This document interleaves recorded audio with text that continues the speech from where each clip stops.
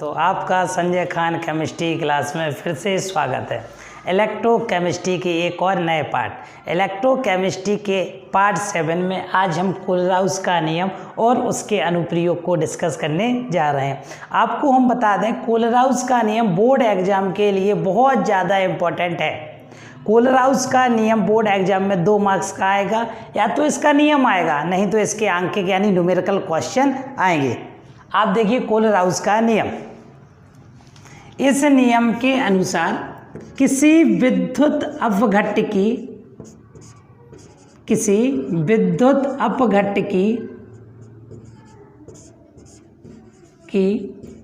अनंत तनुता पर मोलर चालकता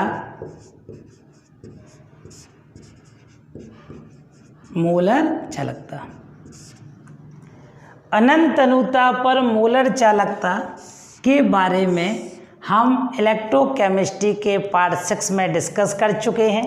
इसे हम लैम्डा एम अनंत से रिप्रेजेंट करते हैं, प्रदर्शित करते हैं। किसी विद्युत अपघट्ट की अनंत तनुता पर मोलर चालकता का मान विद्युत अपघट्ट में उपस्थित अब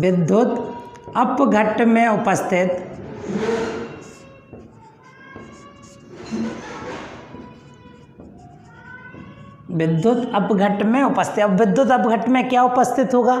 आपको पता है, जब हम विद्युत अपघट्ट को पानी में डालते हैं या किसी जलीय विलयन में घोलते हैं तो विद्युत अपघट्ट धन आयनों और ऋण आयनों में टूट जाता है। यानी हम कह सकते हैं विद्युत अपघट्ट में क्या उपस्थित हुआ? धन आयन और ऋण आयन। तो विद्युत अपघट्ट में उपस्थित धन आयनों और ऋण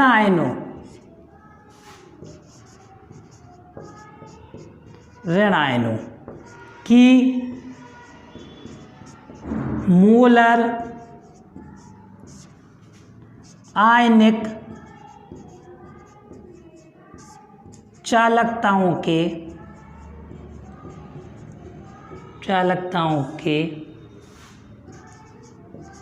योग के बराबर होता है।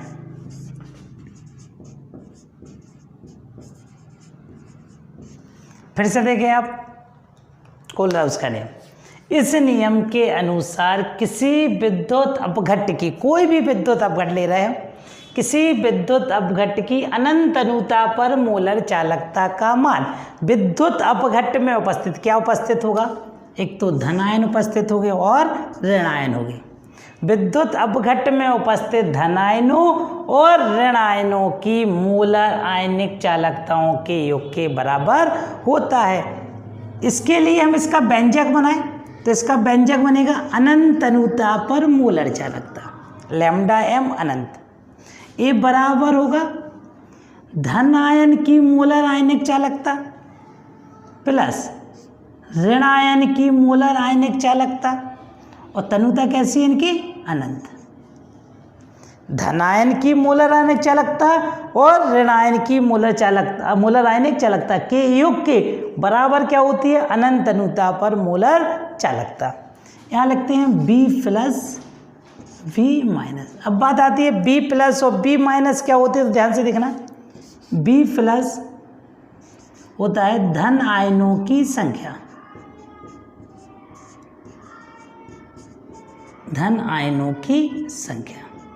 जैसे कोई विद्युत अपघट्ट है, धन में टूटता है ऋण में टूटता है, तो कितने धन में टूटा उनकी संख्या, धन आयनों की संख्या।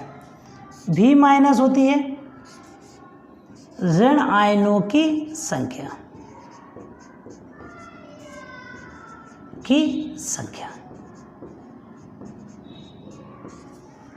ये हुआ आपका कोलराउस का नियम। सिंपल है, इजी है। क्या है? विद्युत अपघट्ट की अनंत अनुता पर मोलर चालकता का मान विद्युत अपघट्ट में उपस्थित धन आयनों और ऋण आयनों की मोलर आयनिक चालकताओं के योग के बराबर होता है। इसे यदि हम व्यंजक के रूप में लगें तो लैम्डा एम अनंत बराबर V प्लस का मतलब धन आयनों की संख्या, लैम्डा प्लस अनंत, लैम्डा प्लस का मतलब है धन आयन की मोलर आयनिक चालकता प्लस V माइनस ऋण आयनों की संख्या, लैम्डा माइनस ऋण आयन की मोलर आयनिक चालकता। ये हुआ आपका कोलराउस का नियम। अब देखेंगे हम कोलराउस के नियम के अनुप्रयोग।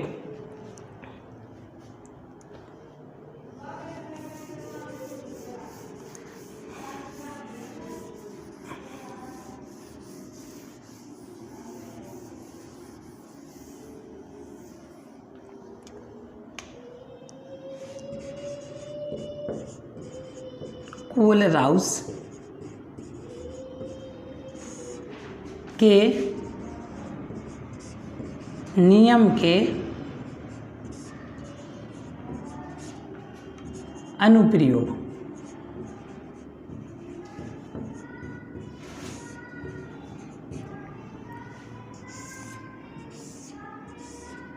कोलराउस के नियम के अनुप्रयोग, सबसे पहला है दुर्बल विद्युत अपघट्ट की, दुर्बल विद्युत अपघट्ट की, दुर्बल विद्युत अपघट्ट की, अपघट्ट की अनंत तनुता पर, अनंत तनुता पर मोलर चालकता का निर्धारण।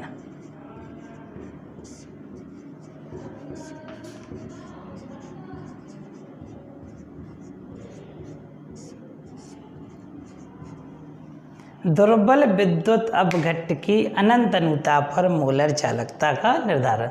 तो दुर्बल विद्युत अपघट्ट सब लोग जानते हो क्या होते हैं, वे पदार्थ जो किसी जलीय विलयन में कम मात्रा में आयनित या वियोजित होते हैं उन्हें हम दुर्बल विद्युत अपघट्ट कहते हैं। यदि हम कह सकते हैं यदि हमने 100 मोल दुर्बल विद्युत अपघट्ट किसी जलीय विलयन में डाला तो 100 मोल में से करीब 20 या 30 मोल आयनों में वियोजित होंगे। दुर्बल विद्युत अपघट्ट की अनंत अनुता पर मोलर चालकता का निर्धारण करना है। देखना हम एक एग्जाम्पल ले रहे हैं, एक हमने दुर्बल विद्युत अपघट्ट लिया एसीटिक अम्ल CH3COOH, यह एक दुर्बल विद्युत अपघट्ट है। इसका फॉर्मूला है CH3COOH, नाम होता है इसका एसीटिक अम्ल।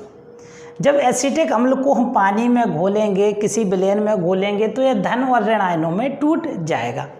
इसका हमने भैया कंपोजिशन देखा, टूटना देखा, इसका आयनन देखा।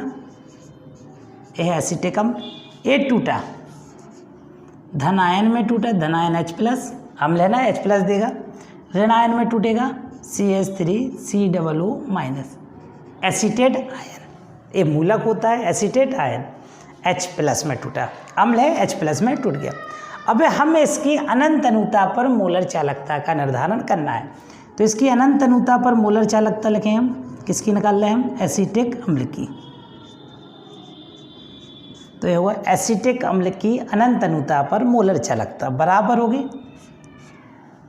धन आयन की मोलर आयनिक चालकता, धन आयन लैम्डा H+ प्लस ऋण आयन की मोलर आयनिक चालकता, ऋण आयन CH3COO-, अनंत अनुता पर। धन आयन की संख्या क्या होगी, यहाँ 1, यहाँ 1, ऋण आयन की यहाँ संख्या कितनी होगी 1, यहाँ भी 1, यानी हम इसे लिख सकते हैं लैम्डा M अनंत CH3COOH बराबर lambda H+ plus lambda CH3COO-। ये हो गया एसीटिक अम्ल की अनंत अनुता पर मोलर चालकता। ये बात क्लियर। इसके बाद दूसरा एग्जाम्पल देखें इसका,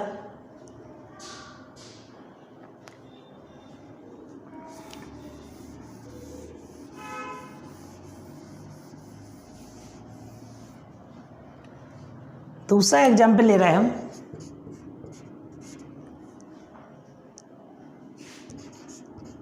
NaOH। NaOH टूटेगा Na प्लस में प्लस OH माइनस, इसका भी धन आयन 1, इसका भी ऋण आयन 1। जहाँ कुछ नहीं होता है वहाँ कितना माना जाता है 1, धन आयन भी इसका 1 और ऋण आयन भी इसका 1। तो इसकी निकालेंगे हम अनंत अनुता पर मोलर चालकता।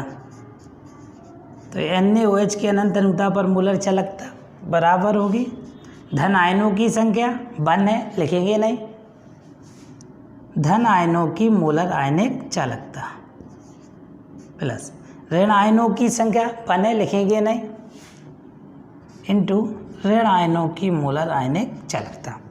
ये हो गई NaOH की अनंत अनुता पर मोलर चालकता। इसके बाद अगला एग्जाम्पल देखेंगे हम, Na2SO4, sodium sulphate. Sodium sulphate टूटता कैसा है, Na पॉजिटिव क्षारीय धातु है, 2Na प्लस 2 है ना, SO4 मूलक है, सल्फेट आयन है, SO4 2 माइनस। तो अब इसमें देख रहे हैं इसमें धन आयन कितने हो गए 2, ऋण आयन कितना है, कुछ नहीं है, तो कितना माना जाएगा 1। इसके लिए निकालेंगे हम अनंत अनुता पर मोलर चालकता Na2SO4 बराबर होगा 2, आगे आएंगे क्योंकि धन आयनों की संख्या है, धन आयन की मोलर आयनिक चालकता प्लस ऋण आयन की मोलर आयनिक चालकता, और ऋण आयनों की संख्या कितनी है 1। ये हो गया।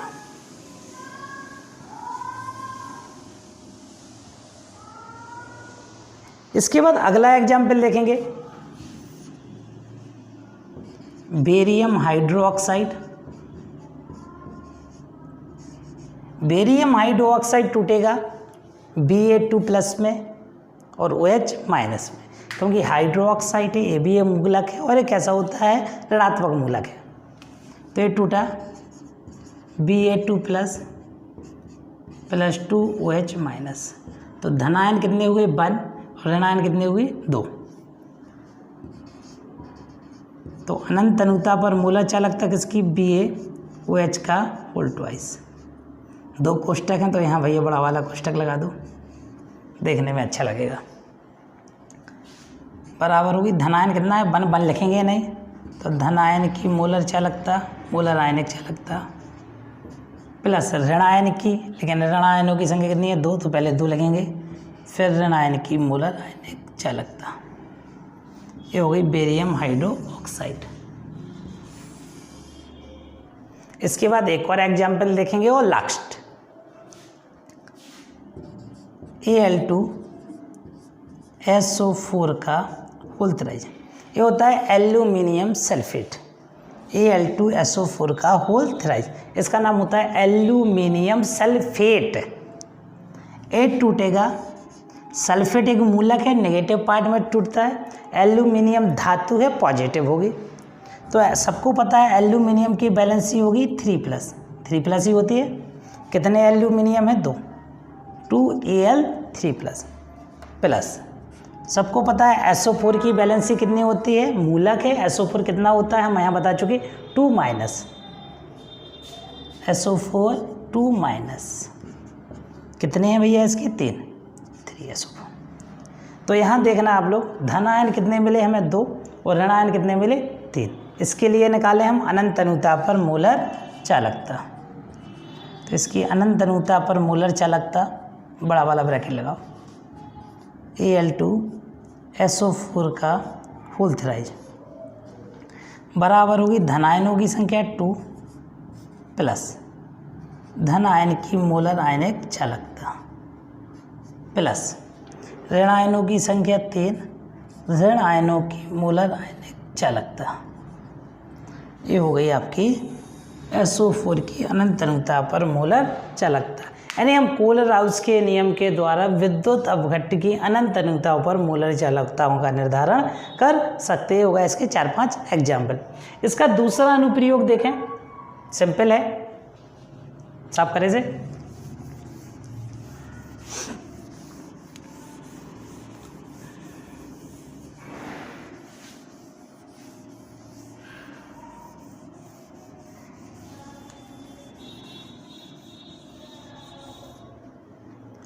इसका दूसरा अनुप्रयोग, वियोजन की मात्रा की गणना। वियोजन की मात्रा की गणना।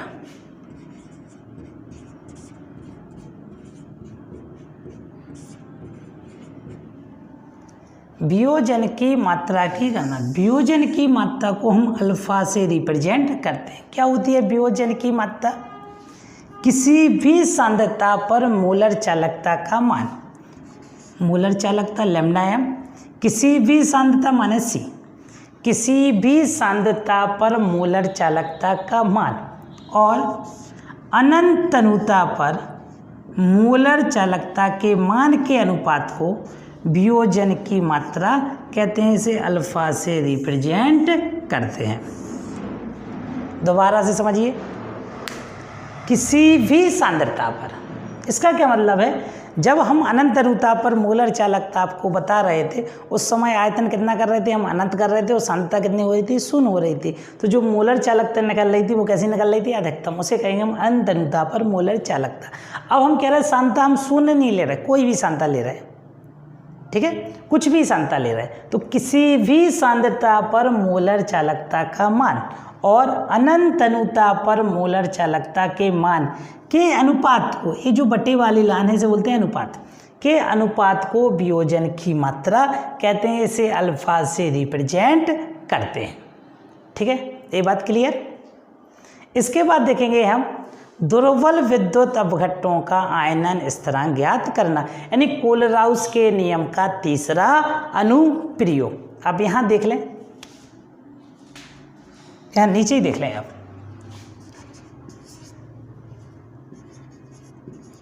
दुर्बल विद्युत अपघट्ट का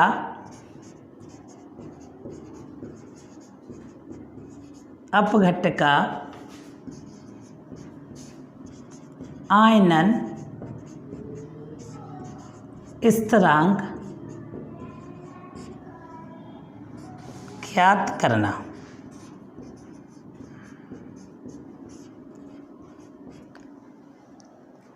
दुर्बल विद्युत अपघट्ट का आयनन स्थिरांक ज्ञात करना। मान लेते हम, माना कि AB एक दुर्बल विद्युत अपघट्ट है।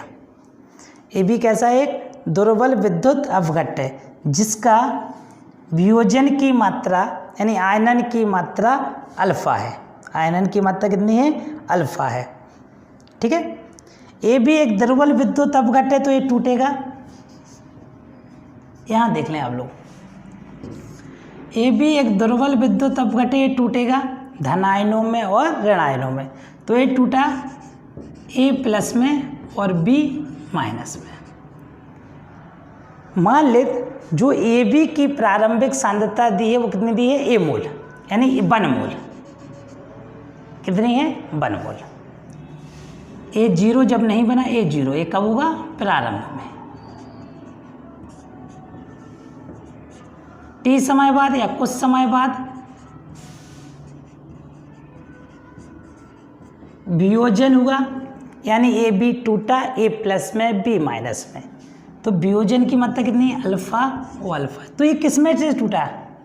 AB में से टूटा ना, 1 मोल में से टूटा। तो इसकी मात्रा कितनी बची? 1 माइनस अल्फा। ठीक है, यदि सांद्रण C हो तो, यदि भैया सांद्रण C हो तो जो AB की सांद्रता होगी, AB की सांद्रता होगी वो C 1 माइनस अल्फा।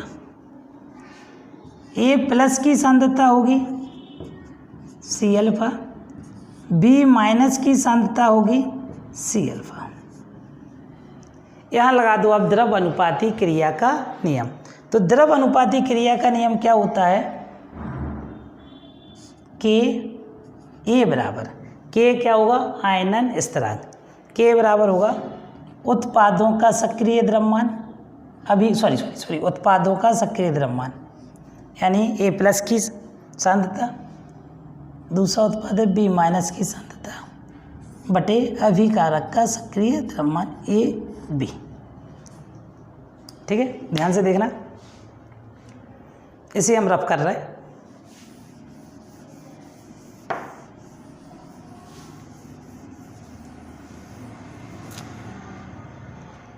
के क्या है यहाँ पर, आयनन स्थिरांक।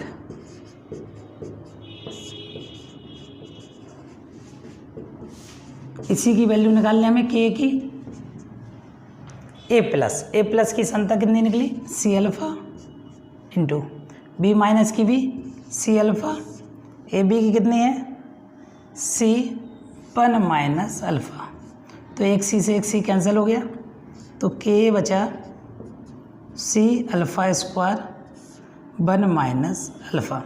अभी हम अल्फ़ा की वैल्यू निकाल चुके थे। कोलराउस के नियम के दूसरे अनुप्रयोग में अल्फ़ा की वैल्यू क्या निकली थी, अल्फ़ा बराबर थी किसी भी सांद्रता पर मोलर चालकता और अनंत अनुता पर मोलर चालकता के अनुपात को वियोजन की मात्रा कहते हैं। यानी इस फॉर्मूले को हम यहाँ पुट करेंगे तो ये निकलेगा आयनन स्थिरांक के बराबर सी लैम्डा एम सी बटे लैम्डा एम अनंत का स्क्वायर बटे 1 माइनस लैम्डा एम सी बटे लैम्डा एम अनंत। ये होगा दुर्बल विद्युत अपघट्ट का आयनन स्थिरांक। इन्हें आप ध्यानपूर्वक करिए, समझिए और जो भी यदि आपको कोई समस्या है, यदि आपको समझ में ना आ रहा हो तो हमें कमेंट्स बॉक्स में लिखिए, कमेंट्स कीजिए कि कोई डेरिवेशन कोई नियम यदि समझ में ना आ रहा हो तो कमेंट बॉक्स में लिखिए, हम उसे दोबारा से समझाने की कोशिश करेंगे।